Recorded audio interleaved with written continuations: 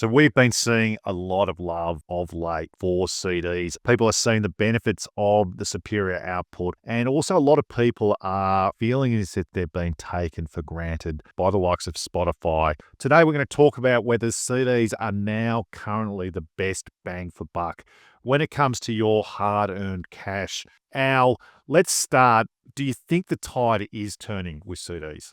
Yeah, that's a really good question, and I'd have to agree on the side of yes in this situation, mate. We got a lot of love and a lot of pretty passionate feedback and comments on our previous video around the CD revival. There seems to be a general conversation about music enthusiasts out there that CDs are on the rise, and whether it's new CDs or the love for pre-owned CDs, there is a topic of conversation to be had here, mate. Spotify is getting more and more expensive, and there's less and less royalties going to the artists. So there's that kind of moral kind of dilemma there. We're all mob wives wanting to wear the fur coat kind of thing. But there was a lot of love on our previous video.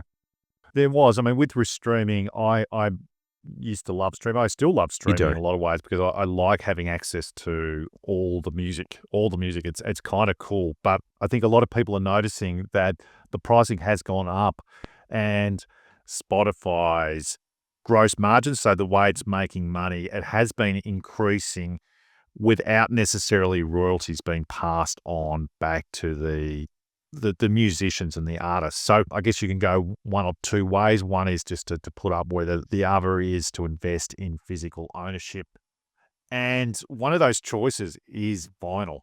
And now I'm wanting your thoughts on this. In terms of the value for money, the bang for buck, I'm just not seeing it. And I think it's actually the most dishonest format of all of it. We can talk about that later, but what are your thoughts on vinyl? Oh, I love that. Dishonest. I would definitely agree. I think there's a time and a place for used vinyl. I think that's still a real good bang for buck. But when you're looking at kind of 50, 80, 100, up to $200 or $300 for a collector's edition for a record, mate, who can afford this kind of stuff? You're talking about the top 0.5% of people, whereas CDs kind of top out at, $30 Australian for, 3-4 CD kind of special edition. So I really don't know. I think there's a niche market for records, but that's of course off the coattails, the fact that it's become trendy, whereas CDs have just kind of been the quiet achiever over so many years and are having a bit of a revival now. But I can't really see the price increase being the same as what's been slapped onto records. Exactly right. I see it as being a really dishonest format, and I think a lot of people were telling themselves a long time ago that vinyls were a superior sound to CDs. I just can't see that being true. It seems to be disproven too many times, and yet people tell themselves this, but it's also more expensive now, and it's gone beyond cult. People are telling themselves that they love the romance of picking up a vinyl record and putting on a record player. So let's talk about the romance of losing $300 for a record. Basically you're walking in to buy the latest Bon Iver album that's probably going to go for about $50 a record. They see the young hipster coming in, they just slap a zero on the end, and these idiots are prepared to kind of pay for that. I just don't get it. And do you know what? Do you know what else? They're buying that record and they're listening to the record on a Bluetooth vinyl record player, Mate. which again, it defeats the purpose. So it's going through Bluetooth. So people are saying that it's a better format. Well, it's got to travel through a digital channel to get to the person's headphones. So you're going, well, a lot of what you've just said just obviously breaks down. So and then modern artists, they're recording on digital anyway, so it's going from digital to a vinyl record and analog format. So it then brings us to CDs, and we believe CDs are the best bang for buck in terms of what you get for your money now. I'll start with this, Al. Look, I think that CD sales are still officially lagging behind vinyl sales. So we think it's between 30 and 40% of new physical purchases. What I don't think is being captured very well is the second-hand market. And I think people have really cottoned on to this in the past few years, and that a lot of CDs have been purchased. People have been getting rid of them, but they're finding that sell them secondhand, and people can get a really cheap CD with the quality being exactly the same as what it was when it got pressed years and years back for a fraction of the price of a brand new CD.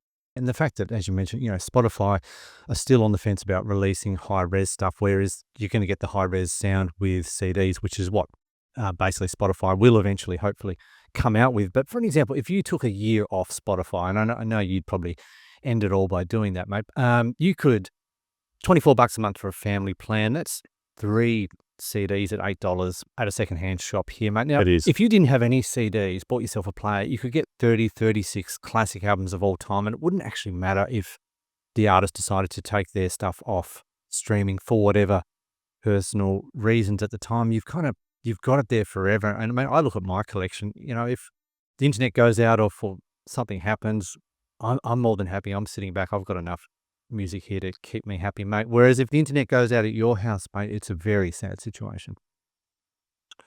Look, it kind of is, but It I is. do have digital purchases. I do purchase high res music, which is You do. very, very niche. But we won't talk about high res music. But I do agree. Like I think that once you've got it in your hand, you've got it forever. So I feel as if a lot of people, a lot of music consumers aren't needing to purchase 12, 20 CDs per year. They've already got 12. Yeah. They've probably got hundreds of CDs to begin with. So is there really a need to go and continue to purchase these new CDs? So I think people are really questioning this, and it's been a little bit of I guess a frog in the saucepan, the boiling pot type of scenario where it was seen to be a very good deal to begin with, but I can definitely see that people are now starting to change, and the sentiment is for me that CDs are making a huge, huge comeback. So